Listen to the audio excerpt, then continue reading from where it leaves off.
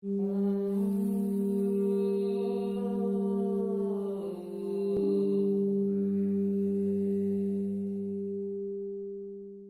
one major source of illness, and I'm talking about any kind of illness, whether that's so-called mental illness or physical illness, and that's childhood trauma.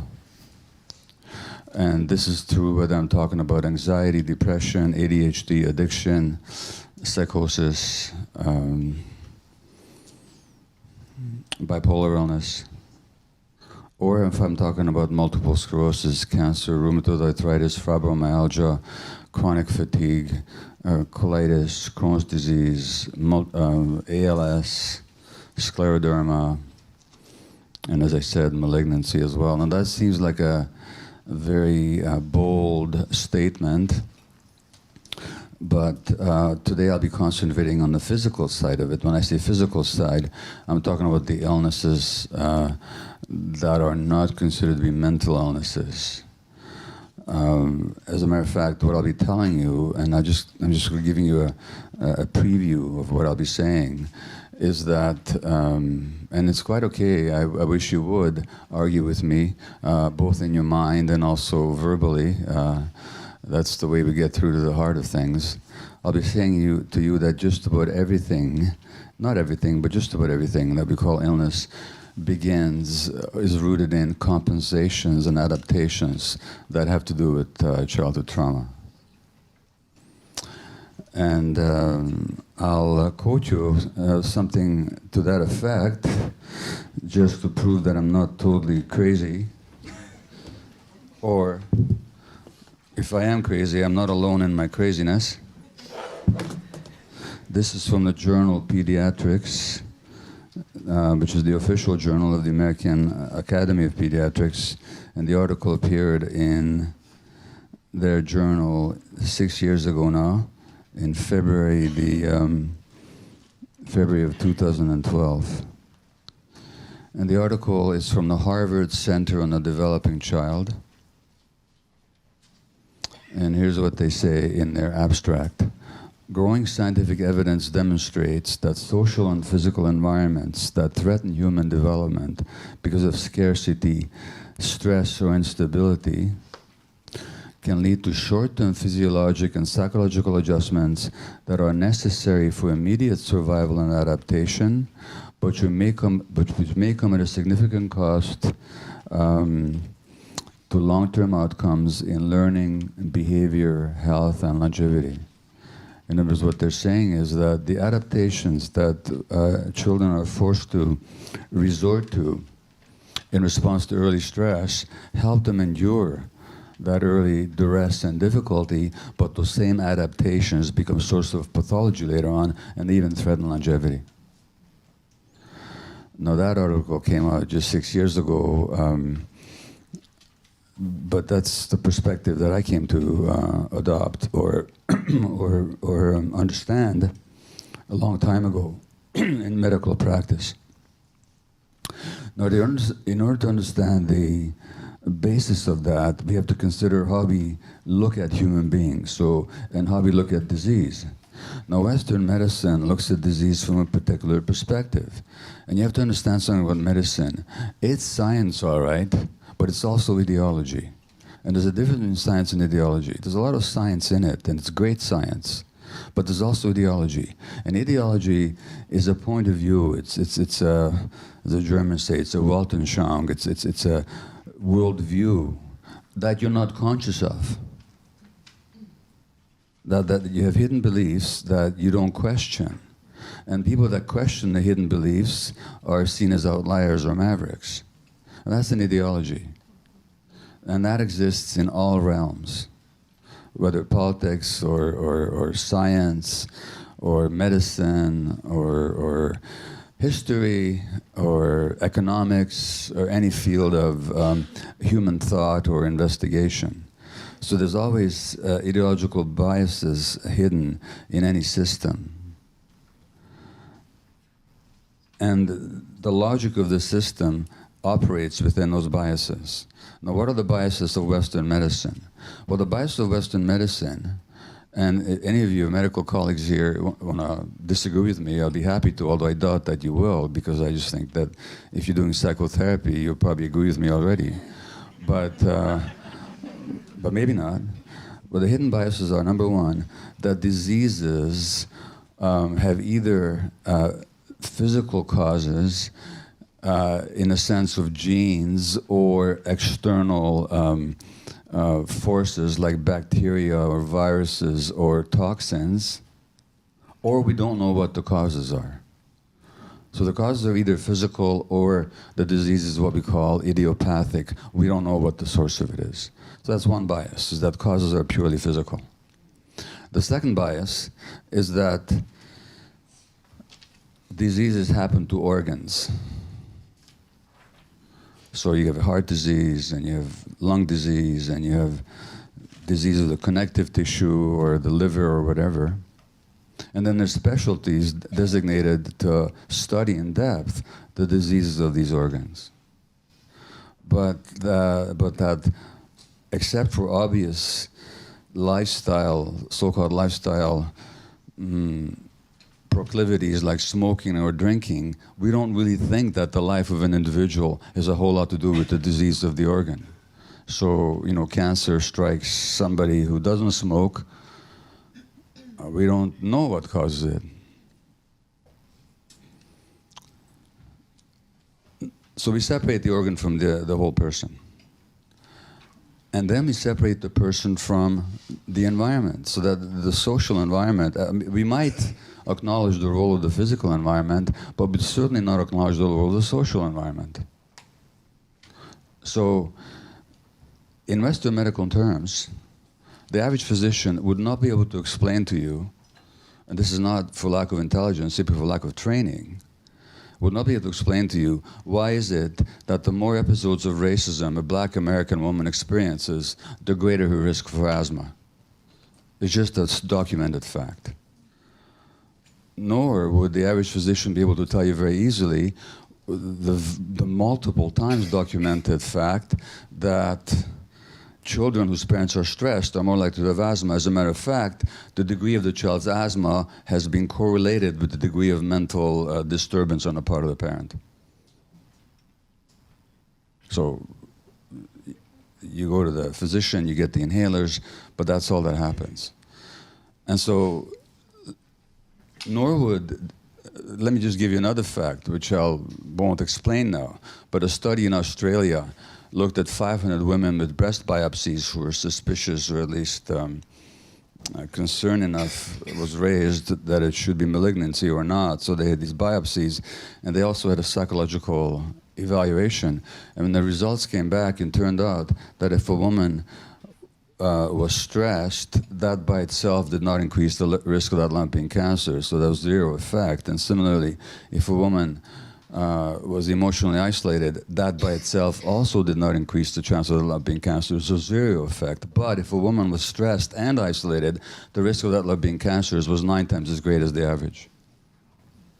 And the researchers, being scientists, medical scientists, couldn't explain this one because they said, it's strange, how does 0 and 0 add up to 9? Well, that becomes clear. How 0 and 0 add up to 9 becomes very clear if you understand that human beings can't be separated from their environment. And what happens inside an individual on a physiological level is very much determined, or at least affected by what happens to them on a social level. So, nor would the average physician be able to explain to you, based on their training, why is it that if you look at lung cancer, the more adverse childhood experiences that you have, in other words, the more trauma you've experienced, the greater your risk of lung cancer. And this is true even if you cancel out smoking as a factor. Nor would the average physician be able to say a whole lot about the fact that a Canadian study showed that if you were abused as a child, your risk of cancer goes up by nearly 50%. And this is even after you've factored in or factored out things like smoking and drinking, which abused people are more likely to do. So these are the questions that we have to be able to answer. And it seems to me that any one of these facts that I just told you, which are not in question, ought to send the whole profession running to figure out what's going on in the correlation to physiology and emotions and our social existence. But we don't do that because we exclude this kind of information. That's the ideological bias. And so 70 years ago this year, there was a physician called George Engel who called for a different model of medicine. And he said, he says that the dominant model of medicine today, talking almost half a century ago, is biomedical, with molecular biology its basic scientific discipline. It assumes disease to be fully accounted for by deviations from the norm of measurable biological somatic variables. It leaves no room within its framework for the social, psychological, and behavioral dimensions of illness. The biomedical model embraces mind-body dualism, the doctrine that separates the mental from the somatic. And Dr. Norman Deutsch, who's a well-known psychiatrist here in Toronto, writes on brain plasticity. He wrote similarly just last year, modern scientific medicine has taken a fundamentally materialist approach, and it is analytical, meaning that it divides wholes into parts. It often proceeds by reducing complex phenomena to their more elementary chemical and physical components, viruses, genes, and molecules. So things haven't changed much since George Engel wrote those words.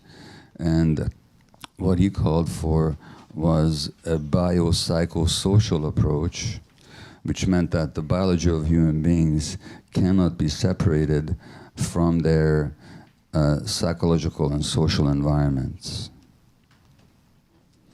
Now, at the same time, human beings have always known, we've always known that things can't be separated. So there's always been this tussle, you might say, between a unitary, holistic view of human beings and existence in general, and the dualistic view that separates things. So the Buddha said 2,500 years ago, he says, contemplate the interconnected co-arising of all phenomena. That's what he called it, the interconnected co-arising of phenomena. He said, look at a leaf or a raindrop. And he says, and meditate. He says, meditate on all the conditions that are necessary for the existence of that leaf or raindrop. So obviously, I mean, it's trivially obvious. You look at a leaf, it contains the sun, the light, the photosynthesis. It contains the earth in the form of minerals, and it contains the sky in form of the water. So the leaf literally contains earth, sun, and sky. And he says, the birth of any phenomenon, he says, is dependent on the birth of other phenomena. He says, without the many, there cannot be the one. Without the one, there cannot be the many. And that was the Buddha 2,500 years ago. And the wonderful writer, Susan Griffin, in her really transcendent book, The Course of Stones, wrote that the story of one life cannot be told separately from the story of other lives. Who are we? The question is not simple. What we call the self is part of a larger matrix of relationships and society. All the lives that surround us are in us. So that's the perspective from which I'll be conducting the discussion today. Well, I mentioned that I worked in family practice for 32 years, 12 of them with hardcore drug addicts, the other 20 in a straightforward family practice where I helped to deliver a lot of babies, and in palliative care where I helped a lot of people die and everything else in between. And in those years, I found that the people who got sick and didn't get sick, they had certain patterns, certain characteristics that kept cropping up over and over and again until I just couldn't ignore it anymore.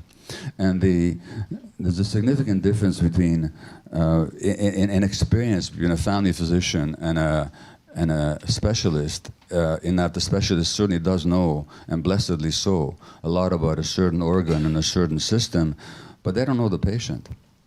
And by the time they see the patient's already sick, and usually they already have a diagnosis. At least we know what area the disease is. As a family physician, you get to see people before they get sick. So you know what their personalities are like for years before they get sick. And also you get to see them in the context of their families, including their multi-generational family of origin. By the way, just as an interesting exercise, let me just ask you right now, I'm not going to ask you any personal details, but how many of you in the last 5 years have been to a respirologist, a gastroenterologist, a cardiologist, a neurologist, a gastroenterologist, a dermatologist, maybe I said rheumatologist, any kind of an ologist? Just put your hand up. Okay, great. All right. Now, put your hand up again if they asked you about childhood trauma. One person. That's great. If they asked you about stresses in your relationship with your spouse, a couple of hands. About job stress. Yeah, so we have maybe like a 5 to 10%, and that's really good if they ask you about it. And I wonder how long they took the discussion, but it doesn't even occur to them. But I'm telling you, all of you who went to these specialists were there because of childhood trauma. Virtually all of you. Now, there are diseases that you can't put into that category. There are genetic diseases, like there's one that runs in my family, muscular dystrophy. If you have the gene, you'll have the disease. It's nothing to do with life or stress. It's just, although that can affect the course of it, but whether you get it or not is simply genetic. Those diseases are extraordinarily rare. Like 1 in 10,000 of the population will have a disease like that. Most diseases have little or nothing to do with genetic factors. So these are then the patterns that I noticed in my clients. And by the way, when I said childhood trauma, probably some of you are at least internally shaking your heads because you're looking at your life, and I never had any trauma. But I'll knock that out of you in a half an hour or so, okay? As a matter of fact, I conducted what I call the Happy Childhood Challenge, which I'll tell you about more later. Because it all depends on how you use the word trauma. And trauma, for me, and that's a whole other lecture, but trauma is not what happens to you. It's what happens inside you as a result of what happens to you. And things can happen inside you for which you don't need very dramatic events. But trauma essentially is a restriction of your capacity. It's a limitation. It's a constriction in the body. It's a constriction in your mental capacity to respond in the present moment from your authentic self. Essentially, trauma is a restriction of your authentic self in the present moment. That's what trauma is. For which you don't need dramatic events. So, what were these characteristics that I noticed in people with illness? I'll illustrate them by means of newspaper clippings from the Globe and Mail. The first one is an article written in the first person by a woman who's diagnosed with breast cancer. Her name is Donna, and her husband's name is Hai. And Harold is the doctor. And Hai's first wife died of breast cancer. Now Donna, the second wife, is diagnosed with the same condition. And you might think, what an unfortunate coincidence. Well, unfortunate it may be, coincidence is not. This guy, for a particular reason, marries a certain type of woman. It's that simple. What type of woman? Well, here's Donna's description of her diagnosis. Harold tells me that the lump is small, and most assuredly not in my lymph nodes, unlike that of Hai's first wife, whose cancer had spread everywhere by the time they found it. You're not going to die, he reassures me. But I'm worried about Hai, I say. I won't have the strength to support him. Now, you're a psychotherapist. Noticed anything? So she's the one that's potentially facing surgery, radiation, maybe chemotherapy. And what is her first and automatic thought? How will I look after his needs? This will be so tough on him. He's already lost a wife to breast cancer. So this automatic and compulsive regard for the emotional needs of others while ignoring your own is a major risk factor for illness, for reasons I will explain. The others are obituaries, also from the Globe and Mail, from the Lives Lived column. And obituaries are fascinating because they tell us so much, not just about the people who died, but also about what we as a society value. And often, and in every single case, what I'm going to read you is presented as a positive thing, as a good thing, which is why the expression, the good die young, they often do for reasons that should be clear to you by the end of this conversation. And these are the people for whose funerals, untimely deaths and funerals, hundreds of people show up mourning this wonderful person. So this man was a physician here in Toronto. He died age 55 of cancer. And the obituary said, never for a day did he contemplate giving up the work he so loved at Toronto's Sick Children's Hospital. He carried on with his duties throughout his year-long battle with cancer, stopping only a few days before he died. So, consider the scenario where a friend of yours is diagnosed with malignancy. Would you turn to them and say, hey buddy, here's how you deal with it. Go back to work tomorrow. And all the while you're undergoing treatment, never consider your life, never take a moment to see what's stressing you, never be alone to deal with the reality of it. Just work every day until you drop. So this rigid and compulsive identification with duty, role, and responsibility rather than the authentic self is a major risk factor for illness.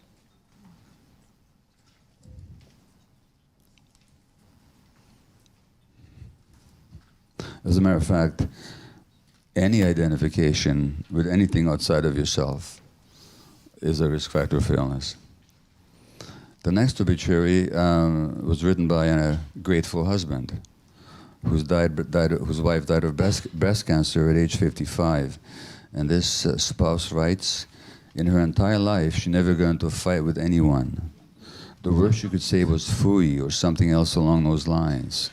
She had no ego. She just blended in with the environment in an unassuming manner.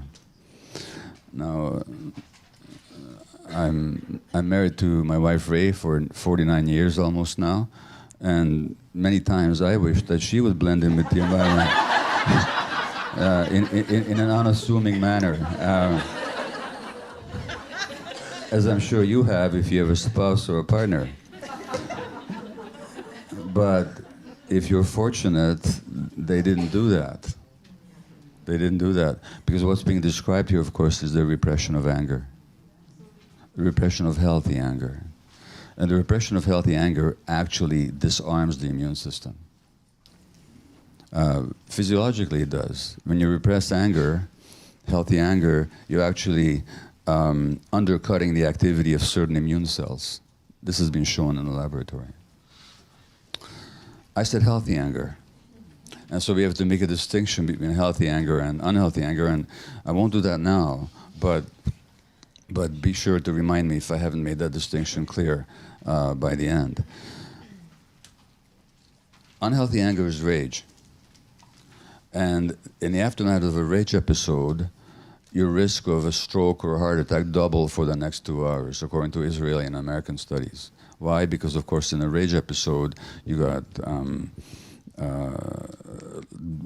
real adrenaline discharge, which narrows your blood vessels, increases your blood pressure, can make the heart rate irregular, and even clots the blood.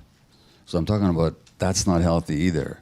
So we have a problem here. If we repress healthy anger, we get sick, and if we give in to unhealthy anger, we also get sick. So that's the third characteristic, is the repression of healthy anger. And the last one, and the fourth one, is illustrated in an obituary that you'll have to believe I didn't make up. It is from the Globe and Mail. And this is from a physician, about a physician in Ottawa who died also of cancer at age 72. And it said here, Sidney and his mother had an incredibly special relationship, a bond that was apparent in all aspects of their lives until her death. As a married man with young children, Sidney made a point to have dinner with his parents every day, as his wife Rosalind and their 4 kids waited for him at home. He would walk in, greeted by yet another dinner to eat and to enjoy. Never wanted to disappoint either woman in his life, Sidney kept having 2 dinners a day for years, until gradual weight gain began to raise suspicions. Okay? And this is printed as a beautiful thing. Now, this man suffered from 2 fatal beliefs. And when I say fatal, I mean literally fatal. And if you got these beliefs, drop them today, if you can. If you can't drop them, find out why. One is that you're responsible for what other people feel. Nobody's ever responsible for anybody else feels, unless you're a parent, then you are. And secondly, that you must not disappoint anybody. So then those are the characteristics. There's automatic concern and regard for the emotional needs of others while ignoring your own. Rigid and compulsive identification with duty, role, and responsibility rather than the authentic self or the needs of the self. Repression of anger. And the beliefs that you're responsible for how people feel and that you must never disappoint anyone. Now, the question is, how do these psychological behavioral characteristics translate into physical illness? Well, before I go to the science of it, which has been fairly well worked out, and part of my critique of my own profession is that we just don't look at the evidence. So that we keep talking about evidence-based practice, but I'd love to expunge that phrase from the dictionary because it makes me grit my teeth, because I only wish there was evidence-based practice. I only wish that in the realm of child development, childhood conditions like ADHD, anxiety, depression, all kinds of mental health issues, physical health issues, I just wish we'd actually looked at the evidence, but we don't. This article I quoted to you from Harvard wasn't published in some fly-by-night alternative publication. It was in a major medical journal. It's like makes no difference whatsoever. And the reason it doesn't make any difference is because of that ideological bias that is an unwitting and unconscious ideological bias. It's essentially reminds me very much of Mr. Spock on Star Trek, who's the doctor, of course, and he's from a Vulcan, but they have no emotions, right? So when it comes to emotions, he says, that doesn't compute. Well, the unity of mind and body and the impact of emotions and of social relationships on physiology, literally, that doesn't compute in the medical mind. And that's why the research is just not incorporated into medical practice, despite the fact that it's been published and it's not even controversial. So let me illustrate my point with one particular illness that fascinates me because it's A, well known, B, has been the subject of a public campaign in the recent past, and 3, we say that we don't know what causes it, and 4, it's almost always fatal. And I'm talking about ALS, amyotrophic lateral sclerosis, known in North America as Lugar's disease.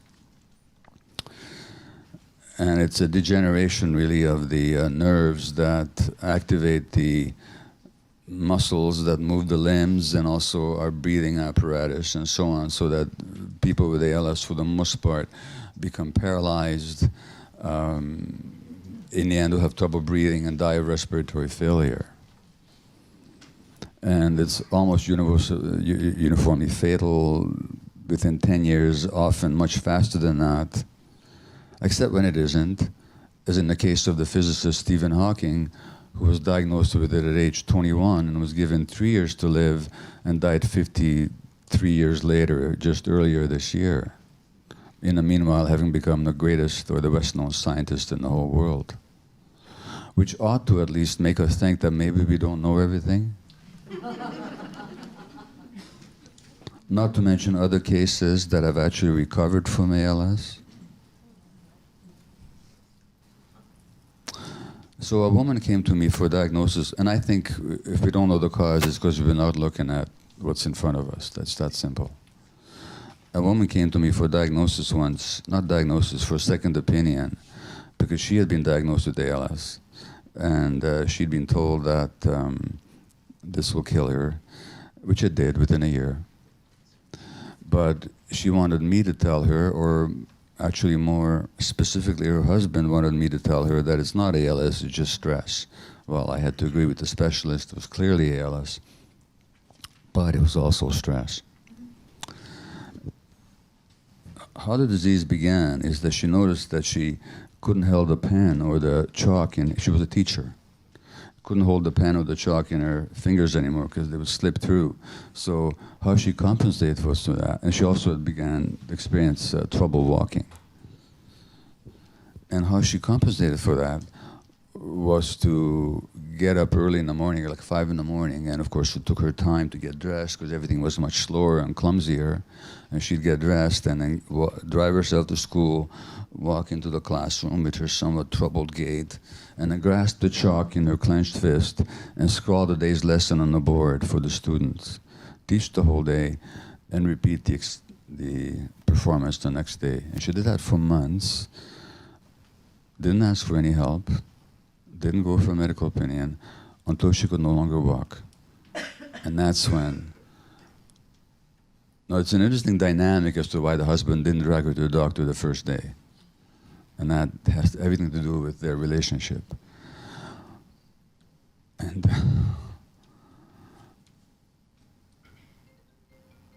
which is illustrated by the fact that after they saw me,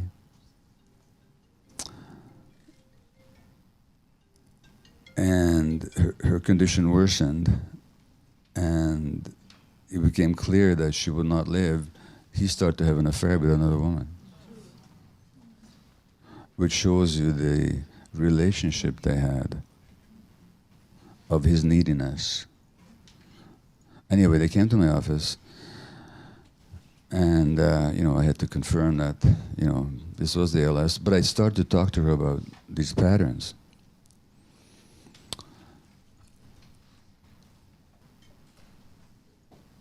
Now, this is the kind of thing that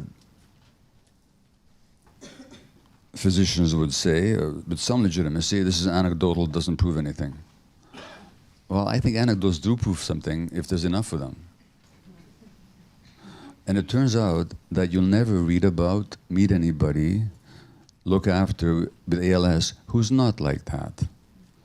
And this has showed up in the no matter whose life I read about, no matter what patients I interviewed, my own case studies from palliative care, they were all the same. This difficulty asking for help, this refusal, this dogged refusal to ask for help. Then I looked up the medical literature, and there was a study done at Yale University Medical School quite some years ago now.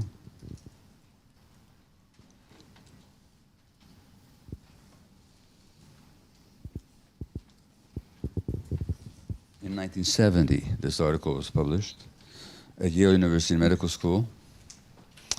And what did these researchers find? They found that these patients invariably evoked admiration and respect from all staff who came into contact with them. Characteristic was their attempt to avoid asking for help.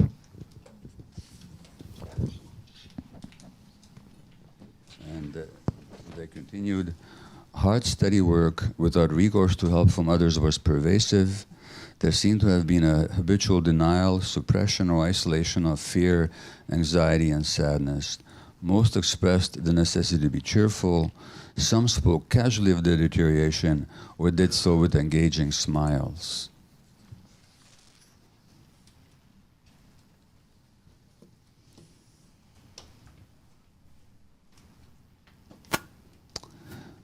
And there was another study, which I won't quote to you now, which tended exactly in the same direction. And then I looked up the biography of Lugar. I knew nothing about the man except that he has this disease named after him. So as time passes, fewer and fewer people know about him, but he was a great baseball player, a teammate of Babe Ruth's of the New York Yankees in the 1930s. He was one of the all-time greats. He set a record for a number of hits by a Yankee that was only broken a few years ago. So it really was a durable record. But he set another record that wasn't broken for 70 years either. Was anybody enough of an aficionado to know what that record was? Anybody here know what record he set? Never missed a game. He never missed a game. Yeah, consecutive games played. And it's not that he was never sick. He got sick like everybody else. He just wouldn't take himself out of the game. It's not that he was ever injured either. At one point, his hands were x-rayed, and it turns out that his fingers had been fractured something like 17 separate times. And his teammates would describe him as grimacing like a maddened monkey in agony as he fielded the ball with a broken finger, but he wouldn't take himself out of the game. And yet, on the other hand, when a young rookie on the team got sick with the flu and couldn't play, and the manager was very upset with this young player, Gary says, "What are you talking about? He's got a flu, he can't play," and took the rookie to his own home where he lived with his mother. His mother put the rookie into Gary's bed. Lou slept on the living room couch while his mom nursed his kid back to health. And that's just exactly, you'll never meet anybody with ALS who's not like that.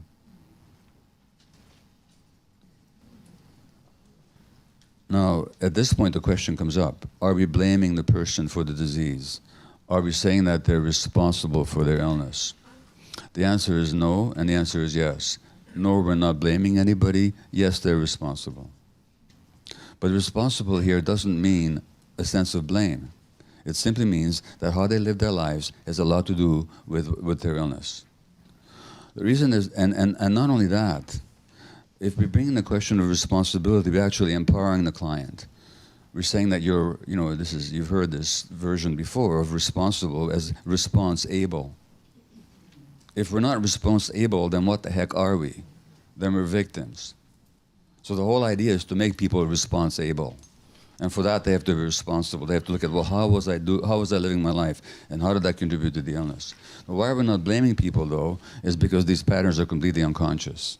Nobody's aware of it. Nobody decides to be this way. What does it have to do with? Well, for that, you have to go back to childhood in every single case. So the woman with the ALS, the teacher, she was an adopted child. And shortly after the adoption, so you understand, any adopted child has got a deep sense of rejection and abandonment. That just goes with the territory. That doesn't mean we shouldn't adopt kids. It just means that that's a major factor that then we have to really help to heal. And then, shortly after the adoption, the adoptive mother gets pregnant. Now, what do you think the rest of the story is? The adopted child never believes, never perceives that she's loved and appreciated and welcomed and enjoyed like the biological child. And so she develops a coping mechanism. I'll take care of myself, just love me. I don't have any needs, just tolerate me. That's how she survives. Now, remember I quoted that article from Harvard, that those early coping mechanisms then become sources of pathology later on. Because those early coping patterns, here's the problem with them. They're meant to be temporary states. We're meant to adopt these patterns. I mean, if you're familiar with my idea about ADHD, which I've been diagnosed with, it's a coping mechanism of young infants. When there's stress around them and they can't escape, fight back, or change the situation, ask for help, they tune out as a way of coping. But then it gets wired into their brain and now it goes from a temporary state, which is meant to be, to a long-term trait. And the coping mechanisms become problems when they go from state to trait. There's nothing wrong with her coping that way if she could drop it once she no longer needed to be that way. But of course, that's not how it works. These coping mechanisms are unconscious, therefore they're not chosen deliberately, therefore they cannot be released deliberately either. We're not even aware of them. The problem is that as children, we all face a dilemma. So I'm going to ask, before I explain the dilemma, let me ask a question. If you've had the following experience, just raise your hand, please. That you've had an experience of a strong gut feeling about something, you ignored it, and you were sorry afterwards. Just raise your hands. Okay, thank you. There's one or two people that didn't put their hands up. Congratulations. That not listening to your gut feelings is already a disconnect from yourself. And you just told me the story of your childhood. Because the day you were born, you were connected to your gut feelings. At some point you learned not to be. Now, why did you learn that? For survival. So a child has two basic needs. The one need is for attachment.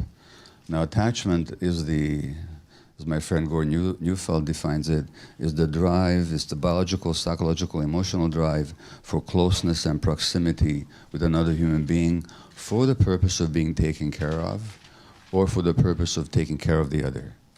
So there's an attachment drive between parents and children, between parents and children of any species, beginning with birds and upwards. It's the biological drive, to connect for the purpose of being taken care of or to take care of. We can't live without it, and least of all, no creature beyond reptiles can live without it.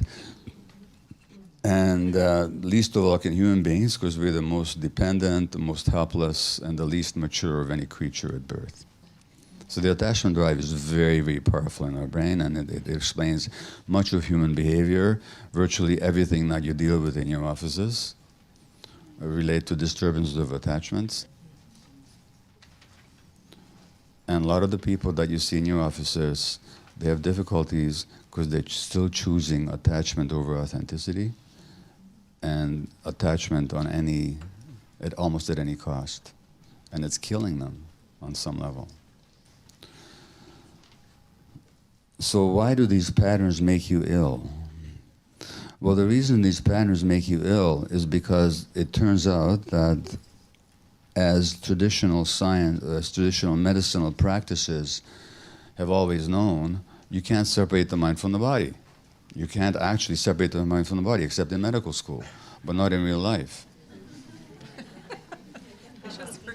I was in Fort Francis, Ontario, for a couple of days earlier this week, speaking to a mostly native audience, and there's the native medicine wheel with its 4 quadrants of mind and body and emotions and spirit. And they say that for health, you have to have a balance between those 4 quadrants. And traditional shamanic medicinal practices, Ayurvedic medicine of India, the G medicine of China, all the medicine men and women of traditional cultures have always assumed and known about the mind, body, and they just didn't have the science, but they knew it. Now we have the science, but we no longer know it. And so the science has been worked out. It turns out that the emotional centers of the brain are connected with, we should say the psyche, are connected with the nervous system, with the immune system, and the hormonal apparatus. And the science that studies the interconnectivity of these ostensibly separate systems is called psychoneuroimmunology, or more properly said, psychoneuroimmunoendocrinology, to include the hormonal glands as well. It turns out that it's not even that these separate systems are connected together, they're not even separate systems. They're one system with different manifestations. I mean, think about it. First of all, evolution begins with a single-celled organism. That cell then differentiates and becomes a multi-celled organism. But the basic functions of defense, nourishment, and survival have to be carried on by the organism. It's just that now you have different cells that are specialized in certain duties, so that some cells become digestive cells, other cells become brain cells, but they all have the same DNA. And even as human beings, we still begin with one cell at the union of sperm and egg, and then we differentiate and we separate, but that doesn't mean we get disconnected. And so it turns out that the nervous system wires together all these systems. So there's a part of our nervous system called the autonomic nervous system, which is the part of our nervous system that is not under our conscious control, so it's autonomic, which is to say autonomous nervous system, you can call it, as opposed to the voluntary nervous system that allows me to snap my fingers if I want to. There's the autonomic nervous system, and that is what innervates our viscera, our heart, our guts, our lungs. It's responsible for the tension of our muscles. The autonomic nervous system connects the brain to the bone marrow, where the red and the white cells are manufactured, and it sends messages from the bone marrow to the brain. It connects the brain to the hormonal glands, to the immune organs, to the spleen, where the red cells are stored, to the thymus, where the white cells mature, and it sends messages from all of these organs back up to the brain. So there's a so the nervous system is like a giant electrical grid that wires together all these systems. And the anatomical connections have been worked out. That's one form of connection. The other form of connection, of course, is to the hormones themselves. So the hormones from the hormonal glands in the brain, the pituitary and the hypothalamus, and then elsewhere in the body, the gonads, the ovaries, the testes, the thyroid gland in the neck, the adrenal gland on top of our kidneys, adrenal, top of kidney. These all also send secretions, hormones to other organs, and they have an impact on each other. They're constantly talking to each other. That's the second form of connection. The third form of connection is that each of these systems, including the immune cells, can manufacture messenger substances that are circulated through the blood to the other systems. So it turns out that the white cells in your circulation can manufacture every hormone that the brain can manufacture. So the brain is talking to the immune system, and the immune system is talking to the brain.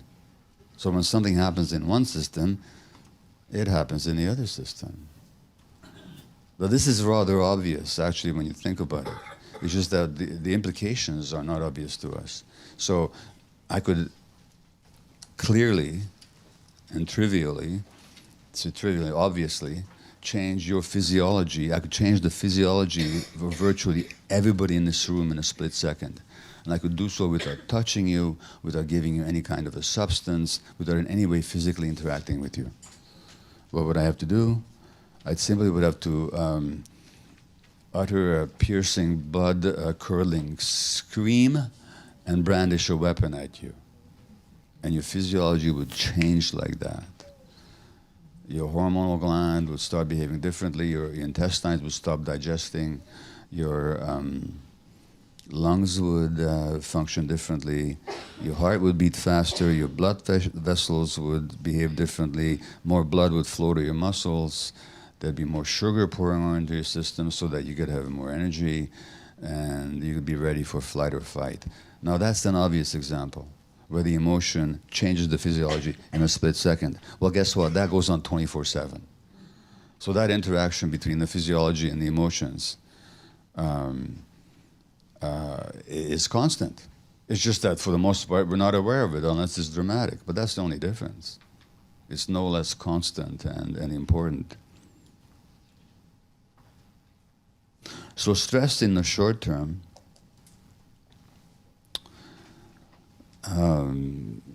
allows us to escape or to fight back.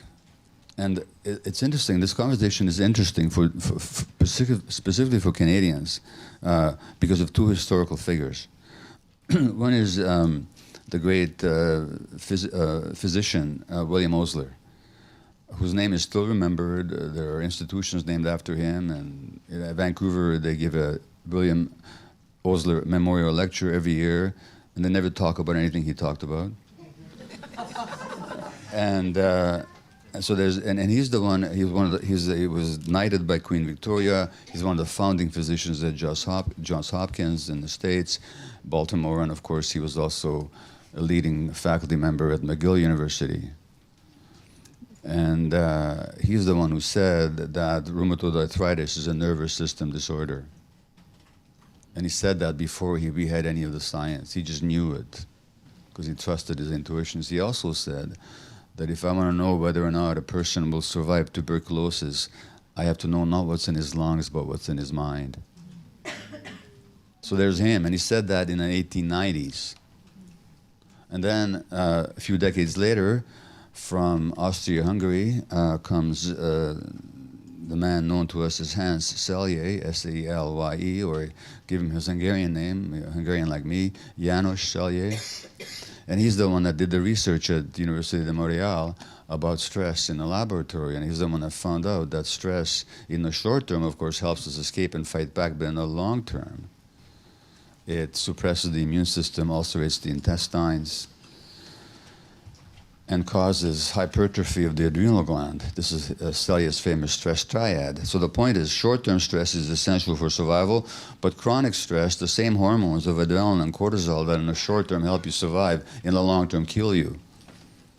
So adrenaline, which gives you more energy and strength to fight or to run, in the long term will elevate your blood pressure, constrict your blood vessels, and dysregulate your heart. Now, there's a condition which is increasing in the population called hypertension, which is to say high blood pressure. And for the most part, about 5% of hypertension cases are secondary. In other words, they're caused by some disease in some other organ, like the kidney, for example, or adrenal gland or something. But for the most part, we call it essential hypertension, which basically is a way of saying that we haven't got a clue what causes it. And what if I told you that the blood pressure of American black males is much higher on the average than that of whites, and they're more likely to develop hypertension, much more likely to develop hypertension? Does that give you any clue as to the source of hypertension, maybe? As opposed to their genetic relatives in Africa who don't have high blood pressure at all? And all you have to do is say hypertension a few times, like hypertension, hypertension, hypertension. Anything spring to mind? Maybe there's too much tension in these people's lives.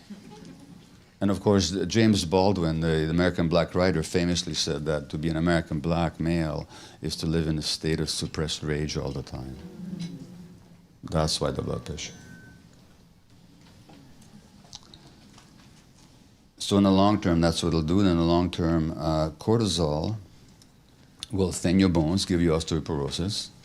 Now, when the Osteoporosis Society does its public education, they talk about sunshine, vitamin D, and weight-bearing exercise. They never talk about stress, which is the most important cause. For example, women who've been depressed are much more likely to have osteoporosis because in depression there's elevated cortisol levels, which thin the bones. Ulcerates the intestines.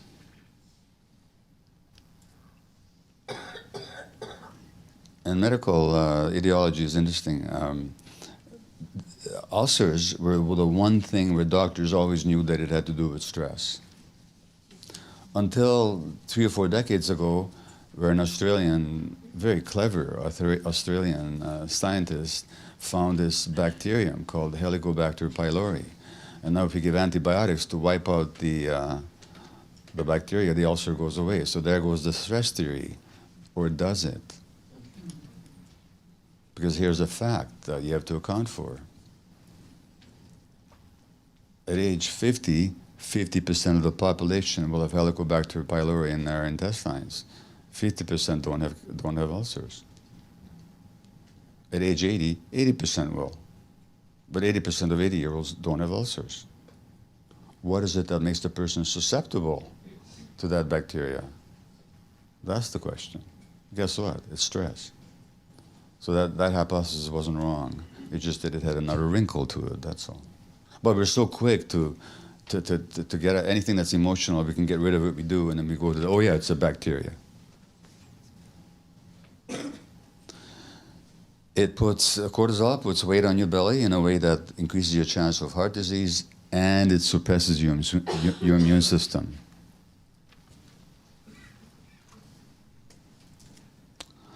So let's go back to that Australian study. 500 women, 0 effect from isolation, 0 effect from stress, 9 times the average if you had both of them.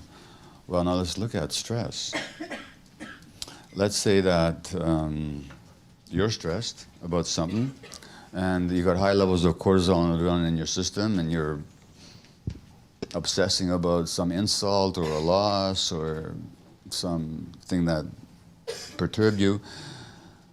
You're in a high state of stress physiologically, but you're not alone, because a friend of yours sitting next to you says, hey, do you want to talk about it? I see that you're upset. Can we talk about it? What happens to your stress levels? But what if you're isolated?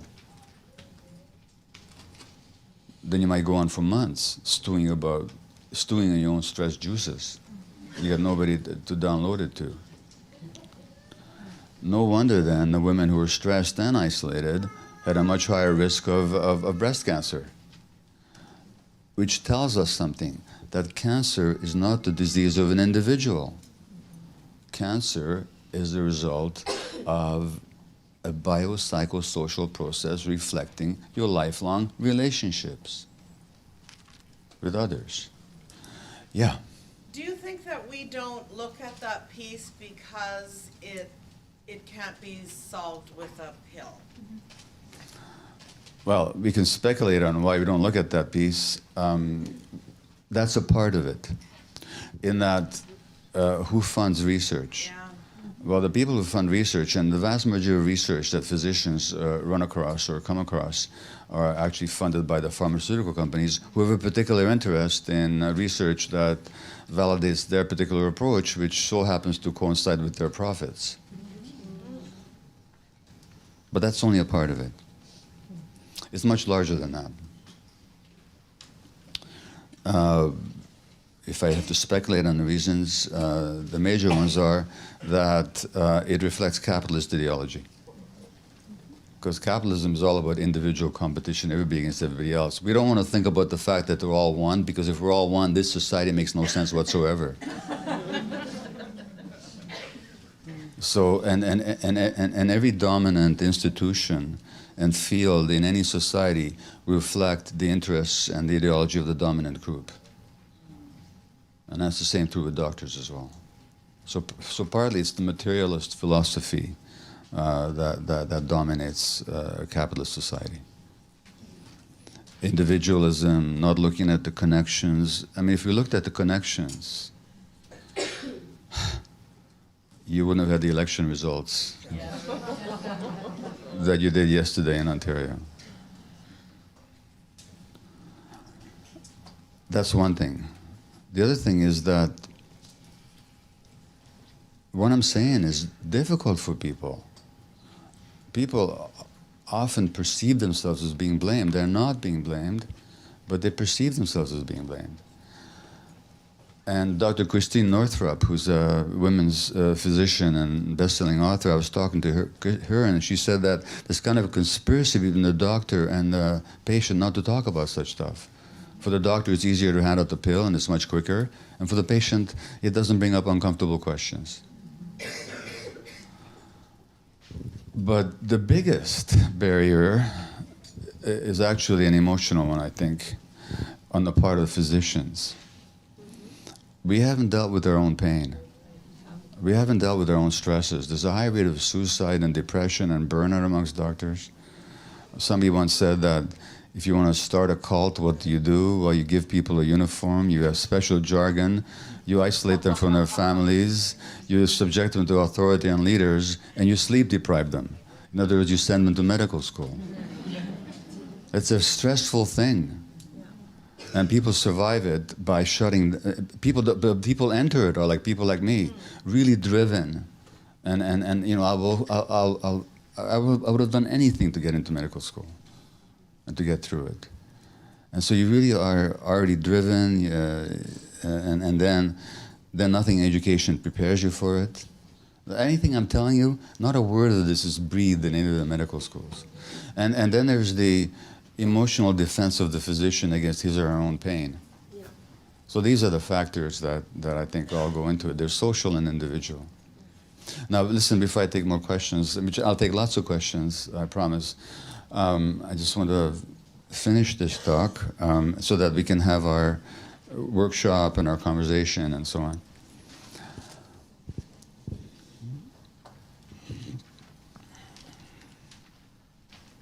Let me tell you about stress. So there's the physiological, I've been telling you about the physiological stress response. The physiological stress response. But that's not all there is to stress. So stress is really a triad. There's three components to stress. One is the external stressor. That's whatever happens outside you. So that could be a threat. That could be the loss of someone, the loss of a job. If you're a conservative voter, stress would have been the election of the NDP. If you're an NDP voter, stress would have been the election as it happened last night, which is the advent of Mr. Ford. So stress is external. Then there's the physiological stress response, which is what I've already told you about, the adrenaline and the cortisol, and all the immune. By the way, I didn't even finish telling you all the connections. I'm sorry. Let me just hold this thought. Let me tell you one more connection, the gut-brain connection. The gut is not just a digestive organ. The gut is actually an immune organ. It's got many immune centers. And the gut is an organ of sensation. Serotonin, the chemical in the brain that we enhance by giving people Prozac for the depression, the gut has more serotonin than the brain does. And so the gut is an emotional organ. Therefore, gut feelings are actually magnifications of impressions that the brain gets, and the gut amplifies them so that you can really know that they're there. And the gut and the brain are totally connected. In fact, the gut sends many more nerve fibers to the brain than the brain sends to the gut. And the brain is reading the internal organs all the time. So there's that connection as well. And there are others I'm not going to go into, but I think you received the point that this is all one system. Therefore, whatever happens in one happens in the others. So stress then, there's the external stressor, there's the internal physiological response, and in between them, and this is what you've got to work with in your offices, is what we call the processing apparatus. And the processing apparatus is that person with their particular interpretations and their understandings and their beliefs. Now, I said I would tell you about healthy anger versus unhealthy anger, so let me just illustrate that for you now. I'll need another volunteer somewhere in the side rows so I can have access to you. You're not going to have to leave your seat or do anything in particular. Yeah, you're volunteering, thank you. Okay, so I'll come closer to you, and what is your name? Carrie, thank you. Thanks for volunteering. So what I'm going to ask you is, how comfortable are you with the distance between you and I right now? If I gave the rest of the lecture from here, is that okay with you? Perfectly all right. Now what if I stood here? No, oh, by the way, I got to tell you the rules here, okay? In this particular exercise, that chair is your life. You can't leave it, okay? You can do whatever you need to in your chair, but you can't leave it. So what if I stood here now? Are you still comfortable with this? If I gave the rest of the lecture from here, is that okay with you? Now you're starting to get in personal space. You got, yeah, okay, so what would you like to do about it? I want to move back. But you can't, no, but I can move like this. no, this is your life, you can't. Really? Yeah. I'm going to start coming towards you, like to get you To move, so you're going to move towards me to get me out of your space. Yeah. Very, very good. And if I came closer, what would you have to do? You'd have to push me. And as you're pushing me, what emotion do you think you'd be generating? Probably anger and fear. Anger. Well, fear is there, but it's the anger that's going to get me out. Fear is not going to get me out of your space. Okay. It's the anger is going to. So that's the thing about healthy. Thank you. That's the thing about it. You don't know how many times I've done this, and people never get to the point of anger. They'll say, I'll tune out, I'll make myself small, so that's a sign of health, actually. The point is that healthy anger is exactly what Carey demonstrated. It's a boundary defense. It simply says, you're in my space, get out. That's all. And it's in the present moment. Once I got out of your space, you have no more reason to be angry. If you went on, that guy's always doing it, he'll probably do it next week, what a guy, what a jerk, and that's no longer healthy. Healthy is simply, you're in my space, get out. It's a self-protection. In general, the role of the emotions is to invite in what is nurturing and welcome and healthy, and to keep out that which is unwelcome, dangerous, and toxic. That's the role of the emotion. So with some people, sometime we'll invite even greater proximity, and others, we never want to be anywhere close to them, and that's the job of our emotions, to maintain those boundaries. Now, trick skill testing question. What is the role of the immune system? Same thing. It's exactly the same thing. It's to maintain your boundaries, to keep out what is unhealthy, dangerous, unwelcome, allow in what is nutritious and healthy. And the immune system has been called the floating brain. It has memory capacity, it can react, and it can learn. Just like the brain. When you're suppressing your emotions, you're suppressing your immune system. And what happens to anger that you suppress? Does it evaporate, go to the moon? What happens to it? Who does it turn against? It turns against you. Now you've got autoimmune disease, where the immune system turns against you, like rheumatoid arthritis, multiple sclerosis. Hodgkin's is a cancer. So Hodgkin's is a response also to the suppression of the immune system, where the immune system is no longer protecting you. But in the case of autoimmune disease, the immune system actually turns against you. Is that fibromyalgia as well? I'll talk about fibromyalgia. In fact, we'll have a case of it. Okay, but hold on. If you look at autoimmune disease, I'll tell you a couple of facts. 80% of the people with autoimmune disease are who? Women. The ratio of multiple sclerosis, which is an autoimmune condition, of the nervous system in the 1940s in Canada was about 1:1. You know what the ratio now is? It's about over 3 women to every man. Sorry? It's about 3 women to every man now.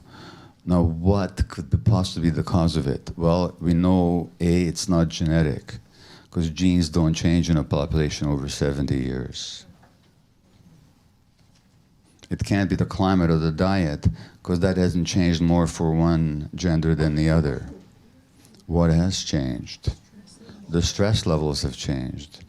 What has happened is that women have always had the role of being the stress absorbers of their families, including their spouses. Which is why married men live longer than unmarried men, but married women don't live longer than unmarried women. Put that in your pipe and smoke it.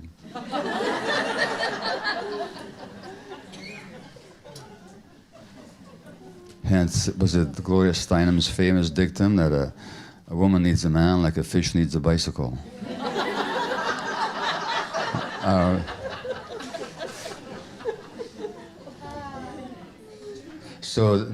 And that role for women has not changed. But on top of that, women now have taken on an economic role as well, since the Second World War. Now that would be okay if the other role was not more shared, but it isn't. And on top of that, there's less support. Why is there less support? Because there's less connection, more isolation, more erosion of community, neighborhood, clan, family, and so on. So what you got? More stress, less support, more autoimmune disease. It's really that simple. It's that simple, except my profession doesn't get it. Which also means that illness can be looked upon as a teacher. I'm not advocating that people should get sick in order to learn. I am saying, though, that when illness comes along, it can be a powerful teacher if you're willing to look at it that way. So I'm going to read you a quote from one of my favorite teachers. And unfortunately, as much as I've told you, there's so much I haven't told you. Well, here's a quote I like from Susan Griffin, who says, because we think in a fragmentary way, we see fragments. And this way of seeing leads us to make actual fragments of the world. But the quote I wanted to give you was by H. Almas, otherwise known as Hamid Ali, who said that your conflicts, all the difficult things, the problematic situations in your life are not chance or haphazard. They're actually yours. They're specifically yours, designed specifically for you by a part of you that loves you more than anything else. The part of you that loves you more than anything else has created roadblocks to lead you to yourself. You're not going to go in the right direction unless there's someone pricking you in the side telling you, look here, this way. That part of you loves you so much that it doesn't want you to lose the chance. It will go to extreme measures to wake you up. It will make you suffer greatly if you don't listen. What else can it do? That is its purpose. So we can look at psychological problems, relationship conflicts, and illness as just problems to get rid of, which is what the personality wants to do. Mm-hmm. And I'll say something more about the personality in a moment. Or we could look upon them as opportunities for learning and development and growth. Again, you don't say to somebody just diagnosed with cancer, hey, great, this is a great teaching moment. But if somebody wants to learn, if they start asking why, it's a powerful teacher. And I've had many, many, many people tell me with all manner of diseases that, boy, they recognize themselves in this portrait that I painted, and it helped them so much to deal with their illness. And I've had literally with multiple sclerosis tell me that the book actually changed their lives. Not that the book changed their lives, because other people read the book and their lives don't change.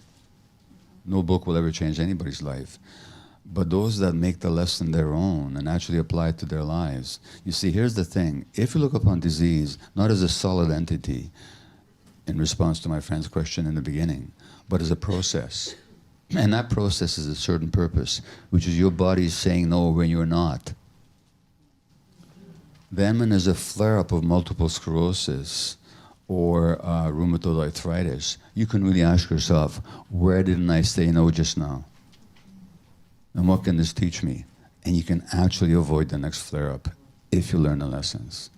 And contrary to what my profession believes, that these diseases have a life of their own, separate from the individual, they don't. There are processes inside people, and the people have the response ability to affect those processes once they get it, and they drop the automatic patterns that have been driving them.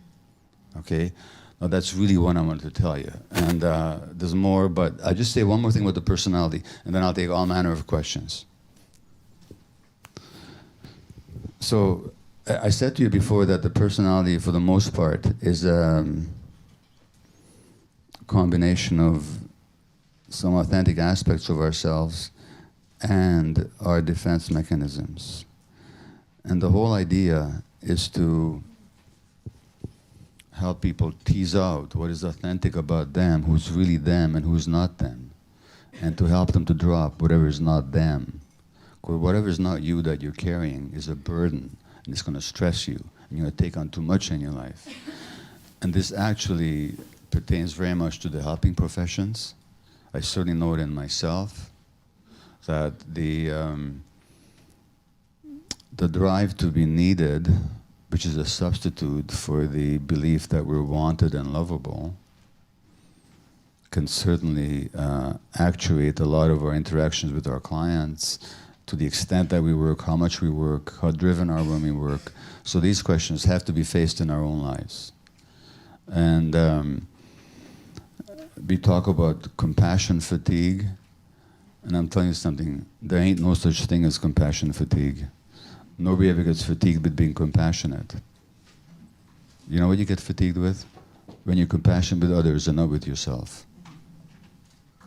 So what we call compassion fatigue is actually fatigue of lack of compassion for ourselves.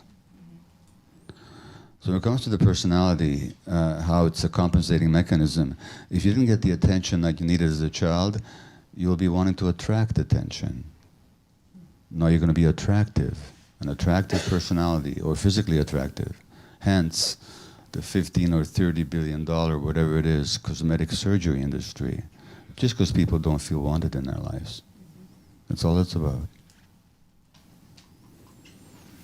When you weren't granted the approval for just who you were, you'll be consumed by winning approval, by whatever means. Now you'll be a winning personality. When you weren't valued for who you were, you'll be obsessed with measuring up to other people's expectations, so they'll value you. If you were made to feel special, you might become very demanding. If you didn't get the esteem just for yourself, you'll be wanting to get esteem by impressing people. Now you'll be very impressive. And none of these will ever meet your needs because you're getting them from the outside. If you weren't made to feel that you're important just for your existence, you'll become a helper. Now you'll be very important. If you weren't liked for who you were, you'll be very nice. What a nice person. What a nice person he was. If you weren't loved for who you were, you might become very charming. And so on. So that's the personality. And so again, our job as healers, as therapists, is to help people become their authentic selves in the present moment, which has to do with dropping all these adaptations, not making them wrong, because they were not wrong. They were very right at the time. It's just that they became ingrained. They went from a temporary state to a long-term trait, and now they're a constriction, and that's what trauma is. It's a constriction. And so we carry this constriction with us, and we never expand into our full selves. Thank you.